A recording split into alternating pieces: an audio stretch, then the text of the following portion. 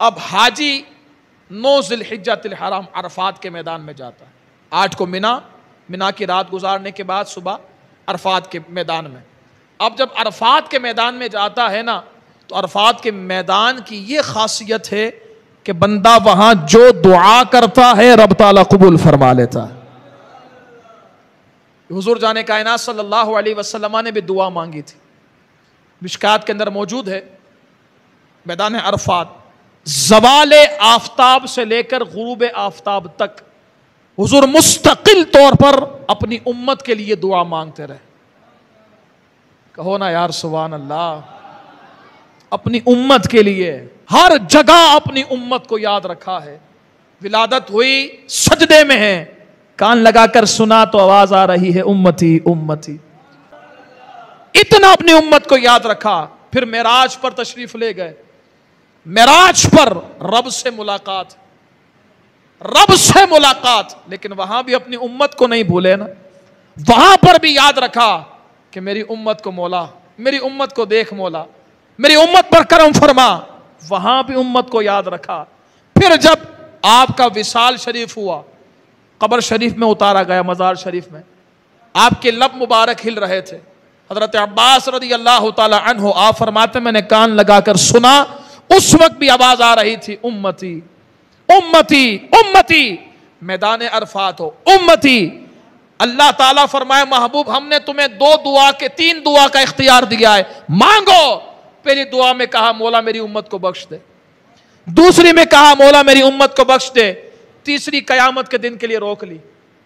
اور اس تیسری دعا کے اندر کیا ہوگا؟ فرمایا تیسری دعا کا بھی کمال یہ ہوگا کہ رب جب مجھ سے فرمائے گا نا اے محبوب دعا مانگو، میں یہی کہوں گا مولا میری امت میرے حوالے کر دے تاکہ میں جنت میں داخل کر دوں. اتنا حضور اپنی امت کو یاد رکھتے ہیں. میرے امام نے جب ہی فرمایا نا جو نہ بھولا ہم غریبوں کو رضا، جو نہ بھولا ہم غریبوں کو رضا، بس یاد اس کی اپنی عادت کیجئے. بس انہی کو یاد کرتے رہیں صبح و شام اٹھتے بیٹھتے. ایسے آقا کو یاد نہ کریں تو کس کو یاد کریں؟ اب سنیں یہ روایت سنیں. میدان عرفات معمولی بات نہیں ہے، عرب کی گرمی ہے، معمولی بات نہیں. سورج زوال کی طرف ہے، دھوپ کڑکتی ہوئی ہے، اور کھلے آسمان کے نیچے حضور جانے کائنات دعا مانگ رہے ہیں رب کی بارگاہ میں. اور کس کے لیے؟ امت کے لیے. اور امت کے لیے کیا؟ مولا میری امت کو بخش دے، مولا میری امت کو بخش دے، مولا میری امت کو بخش دے. اب رب نے فرمایا محبوب انی قد غفرت لہم، فرمایا محبوب بے شک میں نے آپ کی امت کو بخش دیا ہے. کیوں بخشش پر خوشی نہیں ہوئی؟ تو کہے نا سارے سبحان اللہ. فرمایا میں نے ساری امت کو بخش دیا سوائے ظالم کے. ظالم سے بدلہ میں لوں گا، مظلوم کا بدلہ میں لوں گا، یہ رب نے فرمایا محبوب سے. اب حضور بھی بڑے کریم ہے نا، اس کہتے ہیں مولا تو قادر ہے، مولا تو قادر ہے، مولا تو اس پر قادر ہے کہ ظالم کو معاف فرما دے، مظلوم کو جنت میں اعلیٰ مقام عطا فرما دے. مولا تو اس پر قادر ہے، کرم فرما دے نا. کوئی جواب نہیں آیا.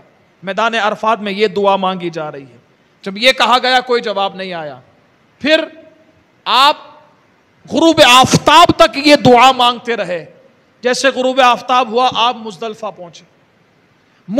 پہنچے، پھر آپ نے دعا مانگی مولا میری امت کو بخش دے، اور مولا جو ظالم ہے اسے بھی معاف فرما دے، اور جو مظلوم ہے اسے بھی جنت عطا فرما دے. مولا تو قادر ہے، مولا تو قادر ہے، مولا کرم فرما دے، تو قادر ہے. روایتوں میں آتا ہے حضور جانے کائنات صلی اللہ علیہ وسلم جب یہ دعا مانگ رہے تھے نا تو کچھ دیر ہوئی مسکرانے لگے. کہہ دو سبحان اللہ. مسکرانے لگے. حضور مسکرا رہے ہیں نا تو جن کی مسکراہٹ سے غم دور ہو جاتے ہیں وہ نبی مسکرا رہے. اب حضور جانے کائنات صلی اللہ علیہ وسلم مسکرانے لگے.